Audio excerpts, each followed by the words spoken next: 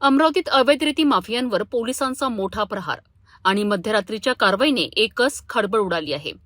लोणी टाकळी पोलिसांनी गुप्त माहितीच्या आधारे अवैध रेती वाहतूक करणाऱ्या टिप्परवर धडक कारवाई करत तब्बल 15,60,000 रुपयांचा मुद्देमाल जप्त केला आहे. 12 मेच्या रात्री पोलिसांना माहिती मिळाली होती की नांदगाव खंडेश्वर परिसरातून अवैधरित्या रेतीची वाहतूक केली जात आहे. माहिती मिळताच लोणी पोलिसांनी तात्काळ सापळा रचला. यानंतर रेतीने भरलेला टिप्पर क्रमांक MH27 BX 9386 हा पोलिसांनी थांबवत मोठी कारवाई केली आहे. या कारवाई दरम्यान टिप्पर चालक मीर अब्बास अली रियाजी वय 41 वर्ष राहणार टाकडखेडा याला ताब्यात घेण्यात आले. तसेच टिप्परने भरलेली 12 ब्रास रेती आणि वाहन असा एकूण 15,60,000 रुपयांचा मुद्देमाल जप्त करण्यात आलाय. अमरावती ग्रामीण भागात सुरू असलेल्या अवैध रेती तस्करीवर नियंत्रण मिळवण्याकरिता पोलिसांकडून सातत्याने कारवाया सुरू आहे.